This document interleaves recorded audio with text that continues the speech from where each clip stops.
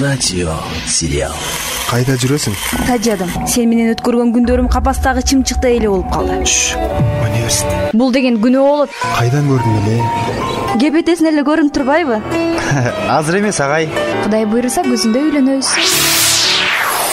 Радио сериал. Радио сериал.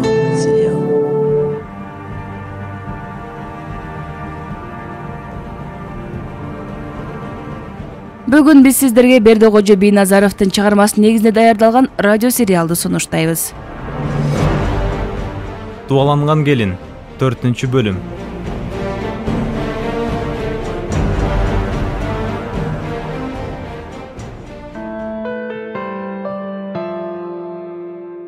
Өткөнкү чыгарылышта Аиданы Равшан качырып келгенде ал олтурбай тополоң салган. Анан да сүйлөшүп жүргөн жигите бар экен да тартынбай айткан эле. Муну уккан Равшан менен анын апасы Айымкан Аиданы дуалатып келүү үчүн жөнөгөн. Митаам Айымкан кечинде Айдадан кечирим сурап, эртең менен өзүнө жеткирип коюун айтып, алдына дуаланган тамак аш, башына дуаланган жоолук салган. Уйкуга кеткен Айда түшүнө кычырап кийинген Равшанды көрөт. Менин кызыма тийбегиле деп жулкунуп келе жаткан чоң энесин кара кийинген аялдар тосуп калган. Чочу ойгонуп көпкө уктабай олтурган. Бүгүн ушул жерден баяндайбыз. Айда ойгонгондо саат 9:30 болгон эле. Ордунан туруп кийинип эшикке чыкканда ооз күйдө күтүп олтурган Айымкан «Жүрү, сыртка чыгасыңбы?» деп сурап, адатынча алдыга өзү басып сыртка чыгарып келди.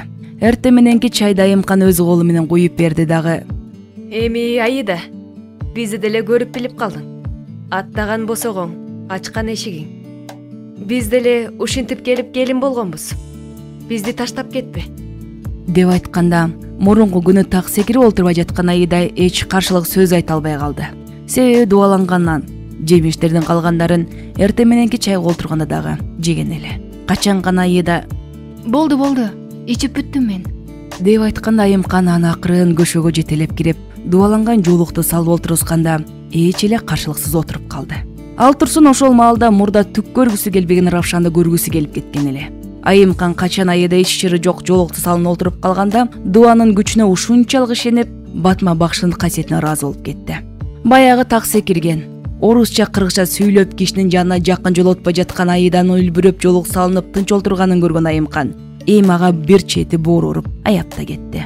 Аида эмне болуп кеткени өзү дагы түшүнбөй жоолук салынып көшөгө долтурду. Күткөн эле Равшан. Эми Равшан келсе кантип жолгон? Келгенде эле отуруп калсам болмо экен, мынтип чыр салбай деп өзүнүн жоругуна өзү нааразы. Равшанды көрөр көзү жок.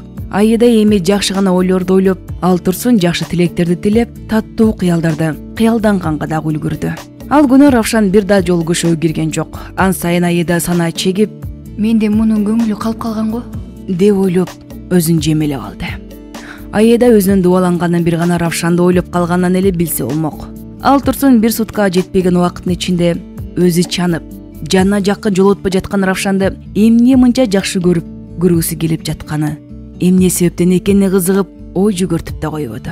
Кайрадан мен кантип Равшан менен жолугушат болдум экен деп эле өзүнчө санаа чеге баштады. Эми Равшанга эмне деп жооп берем? Эгер Равшан менин кетирген каталарымды, иштеримди кечирсе, эмне айтса бардыгын аткарууга даярмын. Чын эле? Мен эмне үчүн Равшанды чанып, отурбай 3 күн кыйнадым экен? Мурда чын эле көңүл буруп караган эмес окшоймун. А чындыгында келишимде эле жигит экен. Кичине Равшан анын көзүнө ушунчалык сүйкүмдүү, сулуу, ыймандуу, маданияттуу, токтоо болуп көрүнгөн болчу. Аиданын түшүнө чоң энеси дагы Равшан да кирген. Бирок түшүнө кирген чоң энесин эстеп да койбой, Равшанды гана эстеп, аны көрүүгө куштар болуп, эртерээк эле келсе экен эми. Эл жок убакта бир келип, жок дегенде бетимден өппөсө да учурашып койсо болмок. Мен эми ушул күндөн баштап анын аялымын да. Же булардын салты ушундайбы? Баса. Бир кезде укпадым беле. Түштүктө 2 жаш үйлөнгөндө 3 күн бири-бирин көрбөй, 3-күнү гана көрүшөт деп. Эгер ошол салттагыдай 3 күн Равшанды мага көрсөтүшпөсө, мен кантип чыдайт болдум экен? Кечээден бери көрбөгөнгө аябай косо болуп, 10-15 жыл көрүшпөгөн жакын адамдай сагынып, көргүм келип, ичиме бук толуп, косо болуп чыктым го. 3 күн көрбөсөм, анда сагыныч косалыктан жүрөгүм чыдабай жарылып кетет го. Жарым саат мурда эле суранып, бир келиндин кош тоосунда сыртка чыгып келген. Сыртка чыккысы деле келген эмес. Эптеп Равшанды көргүсү келген. Равшанды көрөм деген ой менен сыртка чыгып, бирок тилекке каршы көрө алган жок. Эртеден бери 3 жолу чыкты. Албетте биринчи жолу чыкканда Равшанды көрүш үчүн чыккан эмес. Бирок ошондо дагы көзү менен акырын билгизбей эшиктин алдынан Равшанды издеди. Мунун баарын Кыракайымкан далдоо жерде туруп байкап турган эле. Экинчи жолу сыртка чыкканда атайын жай басып, эки жакка көз жүгүртүп, Равшанды көрүп каламбы деген ойду айланан караган. Мында да Айымкан кыраакылык менен байкап турган. Үчүнчү жолу жарым саат мурда чыкканда эч тартынбай эле баштагыдай жер карабай башын көтөрүп басып, Равшан эшиктин алдында олтурган эркектердин арасынан карап дагы көзүн илинте алган жок. Ой ишке ашпай калганга маанайы пас үйгө кирген. Канчалык өзүн алаксытайын деп оюн башкага бурганы менен оюнун аягы барып эле Равшанга такалып, өзүнчө эле кыйналып жатты. Бир убакта көшөгө бир келин келип, «Зериккен жоксуңбу?» деп суроо узатып жанына олтура кеткенде, Аида: «Жок, зериккен деле жокмун. Бирок өзүмдү бир башкача сезип жатам. Эмнегедир бир орунга отура албай турам». Албетте, ошондой болосуң да. Башка үйгө бүлө болуш оңой бекен сага. Бүгүн чыдасаң, эртеңден баштап үй оокатына аралашып, алаксып кетесиң. Аида ал келинден бүгүн эптеп чыдасаң эртең үй оокатына аралашып алаксып кетесиң деген сөзүн угуп сүйүнүп кетти. Эмнеге сүйүнгөн өзү да билген жок. Равшанга бүгүн жолуга турбаймын деп ойлоду, кабак ачылып.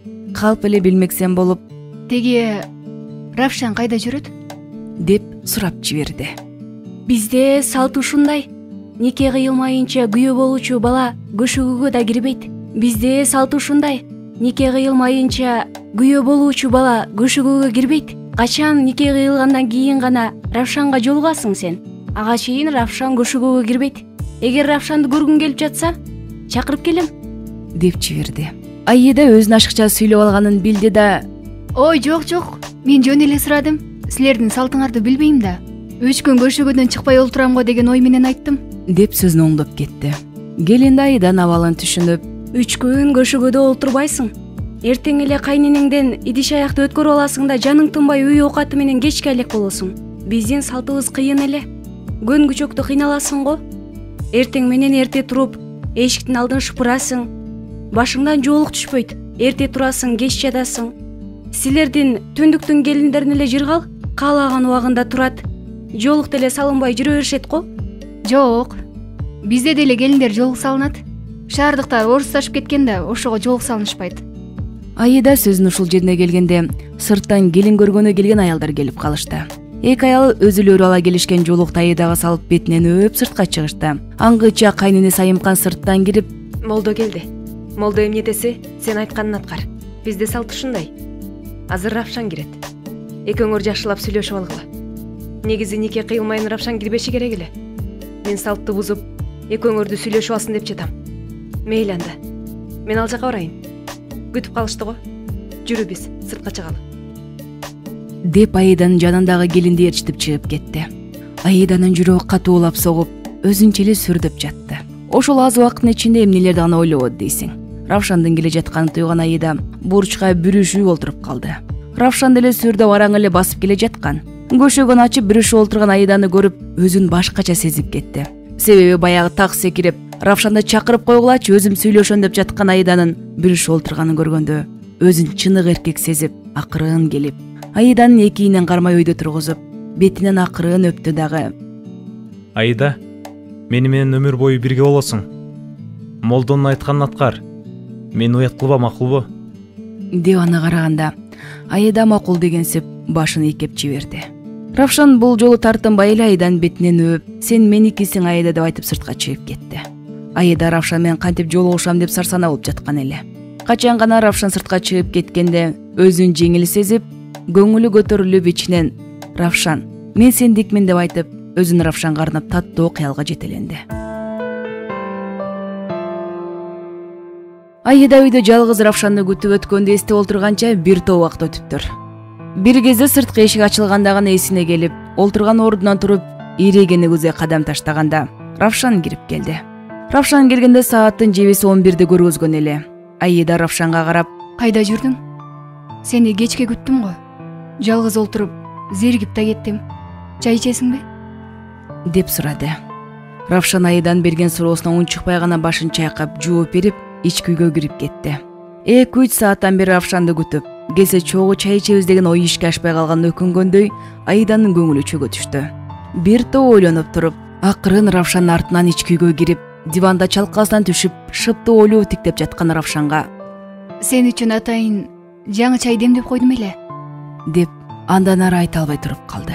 Равшан Аиданын күнөөлүү болуп турган абалын көрүп аяп, бир чети үйдө экөө эле экенин эстеп кетти. Мен үчүн чай демдесең андай чейин. Сен үчүн бардыгына даярмын. Аида, сен мени кечирип койчу. Биздин салтка көнө албай жатканыңа түшүнөм. Эмнегедир мен сени менен ээн эркин жашай албагандай болуп жүрөм.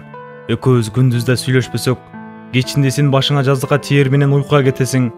Эртең менен эрте туруп, кайра үй тиричилигине киришесиң. Эртерээк эле Фрунзеге кетсек болот эле. Атамдар дагы кечиктирип жатпайбы? 3 күндөн кийин кетишибиз керек эле. Сабактарым да башталып калды. Үйдө дагы 10 күндөй болгула деп жатат. Атамдардын сөзүнөн чыга албай макулмун деп койдум. Мен дагы айылдан тажап кеттим. Бир чет атамдарды да аяп жатам. Деп Равшан чечилип сүйлөп кирди. Үйлөнгөндө Равшандын азыркыдай чечилип сүйлөгөн Аида уккан эмес. Чынында эле экөө баш кошушканы жаңы үйлөнгөн жаштарда эзилишип сүйлөшө элек болчу. Себеби Равшан ичинде кир калган эле. Аида олтурбай чыр салып жатканында анын намысына тийген сөздөрдү айткан. Равшан тең туштарынын жана кошуналардын алдында уялганынан өлбөгөн 4 шыйрак алып, аргасы жогунан гана чыдаган. Андан анча-мынча убакыт өтүп айтылган сөздөр эскирип, эми мынтип, сиз деп сүйлөп, сиз үчүн жаңы чай демдеп койдум деп күнөөлүү кишидей бир чети сыйлап айтып жаткан сөздөрүн уккан Равшандын жүрөгү элжирип, кусалык артып, чечилип сүйлөп жаткан эле. Буга Аида дагы таң калды. Кызык, ата-энеси барда эмнеге мынчалык ачылып сүйлөбөйт? Деп ичинен ойлоп койду. Равшан өзүнүн сөзүнүн аягына чыкпай, Кой, жүрү, чайың муздап кала электе чай ичели. Эртерээк жаталы.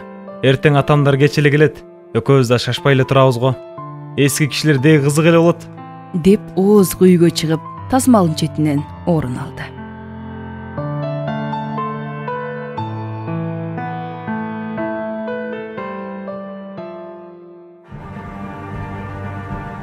Сиздер бүгүн Бердикожо Бийназаровдун чыгармасы негизинде даярдалган радио сериалды уга алдыңыздар. Даярдаган Мээрим Абдыкадырова, үн коштогондор Жибек Жаныбекова, Олча Абсаматова, Клара Абдыкалыкова, Нурастан Бакытбеков.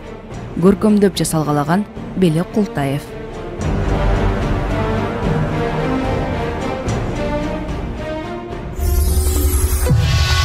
Радио сериал. Кайда жүрөсүң?